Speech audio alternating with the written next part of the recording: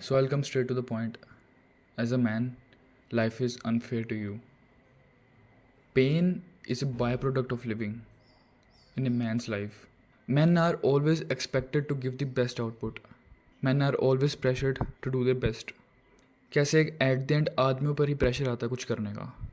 Now I am not saying कि women पे नहीं आता, उन पे भी आता है, ऑफ कोर्स सब पे आता है. सिस्ट मैं यहाँ पे सिर्फ मर्दों की बात कर रहा हूँ, क्योंकि कई सारी चीज़ें हैं जो लोग एक्सपेक्ट करते हैं कि आदमी के अंदर हो. जैसे a man should know how to communicate well. अगर उसे किसी से बात करना नहीं आता तो वो किसी भी कन्वर्सेशन का पार्ट बन ही नहीं सकता. हाँ, लोग तुम्हें एंटरटेन करेंगे, तुम्हें बुलाएंगे, लेकिन वो तुम्हें as man to man talk नहीं करेंगे.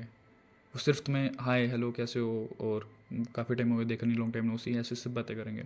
They will not include you in A purposeful conversation, जो कि एक आदमी होने पर बहुत ही एम्बैरेसिंग चीज़ होती है. राइट, इमेजिन तुम किसी कन्वर्सेशन का पार्ट नहीं हो, तुम एक ग्रुप को देखते हो जहाँ पे 3-4 आदमी लोग बातें कर रहे हैं, they are having fun. Their testosterone is so high कि जब वो बात भी करते हैं कि दूर तक आवाज़ आती है. तुम उन कन्वर्सेशन का पार्ट नहीं बन पाते. As a man this is the most embarrassing thing. तो मेरा इस वीडियो को बनाने का मतलब यही है that you have to man up. तुम्हें उस 15-16 साल के बच्चे की तरह एक बिल में घुसना नहीं है. Stop with your being an introvert thing. As a man तुम्हारा इंट्रोवर्ट होना बिल्कुल गलत है, अनटिल और अनलेस तुम्हें सोशल एंग्जाइटी है और या फिर तुम एक ऐसा काम करो जिसमें तुम्हें कम्युनिकेशन करने की ज़रूरत नहीं पड़ी. But other than that, if you don't know how to communicate, if you don't know how to talk as a man, how to not take things at your heart, then you are not a man. Yes, no matter अगर तुम 23 साल के हो, 24 साल के हो, 20 साल के हो, 18 साल के हो, you're still that 14, 15, 16-year-old kid. क्योंकि see yourself, your parents need a strong son, your wife would be needing a strong man, your children would be needing a strong father. अब सोचो, जो लोग कहते हैं, जो मर्द लोग कहते हैं कि मुझे सोशल एंग्जाइटी है, राइट, मेरे को, मैं इंट्रोवर्ट हूँ, ठीक है, अपने आप को उन्होंने एक आइडेंटिटी दे चुके, वो अपने आप को एक आइडेंटिटी ही दे चुके हैं कि वो एक इंट्रोवर्ट है. ना इमेजिन तुम्हारे फादर अगर इंट्रोवर्ट होते हैं, कहीं होते हैं नो डाउट, बट उन्होंने अपनी लाइफ जी है स्टिल, राइट. वो अपने आप को ऐसे नहीं कहते कि यार मैं इंट्रोवर्ट नहीं हूँ, वो अपने आप को ऐसे नहीं कहते यार मैं इंट्रोवर्ट हूँ, मैं किसी से बात नहीं करूँगा यार, मेरी हिस्से की बात तू करा. No, they will talk. हाँ, कईयों को नेचर होता है कि ज़्यादा कन्वर्सेशन में नहीं घुसना, शाय रहते हैं, but when it's needed they do it.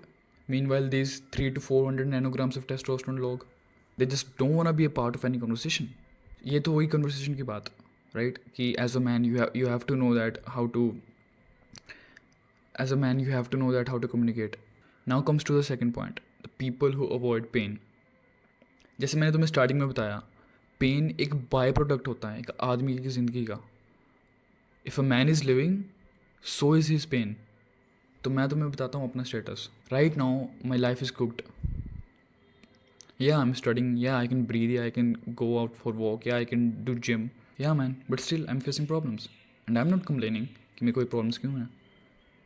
ये होंगी नो मैटर मैं जितना मर्जी अवॉइड कर लूँ.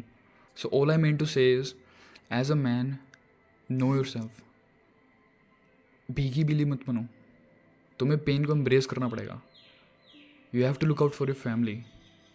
और ये हो नहीं जाएगा, इसे तुम्हें करना पड़ेगा स्टार्टिंग से ही अडॉप्ट. क्योंकि जितनी कम एज की तुम हो उतनी जल्दी तुम उस चीज़ को अडॉप्ट कर लोगे. हर एक मर्द जात की लाइफ में प्रॉब्लम है, चाहे वो रिलेशनशिप की हो, करियर की हो, बिजनेस की हो, किसी भी चीज़ की हो. Just stay strong, we will do it. Pain को भूल जाओ, बस लगे रहो काम में. I know it hurts, I know this is something every man can relate to, but you don't have any choice to you. So man up, get your chest high and face it. क्योंकि as a man you are expected to provide, you are expected to solve a problem. जब तुम्हारे घर में कोई problem आती है, you expect your father, right, जब तुम छोटे थे, कि वो उस चीज़ को ठीक करके दें. जब तुम्हारे घर में वो लाइट चली जाती थी, you expect your father कि वो उस चीज़ को ठीक करके दे. जब तुम्हारे साइकिल की चेन उतर जाती थी, you expect your father कि वो उसे ठीक करके दे, right. Now it's your turn. Now sooner और लेटर लोग तुमसे भी एक्सपेक्ट करेंगे. वो तो चलो एक बच्चे का पर्सपेक्टिव था, एक बच्चा अपने फादर से एक्सपेक्ट कर रहा है. लाइक वाइज सोसाइटी तुमसे भी एक्सपेक्ट करती है कि तुम अपने पेरेंट्स का बोझ नहीं, उनको सपोर्ट करो, कि तुम एक अच्छी फाइनेंशियल कंडीशन में रहो। अब लोग एक्सपेक्ट करते हैं, इसका मतलब ये नहीं है कि लोग विश भी करते हैं। And with expect I don't mean to say कि वो सोसाइटी जो तुम्हें जज करती है हमेशा, विद एक्सपेक्टेशंस मैं कहना चाहता हूँ जो तुम्हारी सराउंडिंग्स के लोग हैं, तुम्हारी फैमिली, रिलेटिव, सब friends. Now ask yourself this question, can somebody expect something from you? कि तुम इतने कैपेबल हो कि लोग तुमसे भी एक्सपेक्ट कर सकें? क्योंकि सूनर और लेटर वो करेंगे, they have to, that's just how circle of life is. तुम चाहे आउटपुट दो या ना दो, अगर तो तुमने आउटपुट दे दी तो तुम अप्रूव्ड हो, you are consider to be a man. अगर तुम कुछ नहीं कर पाए, उनके कोई काम नहीं आ पाए, तुम प्रोवाइड नहीं कर पाए, तुम प्रॉब्लम सॉल्व नहीं कर पाए, then it's over for you.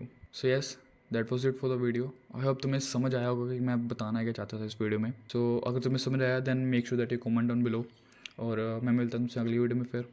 Until then always remember, win today win life.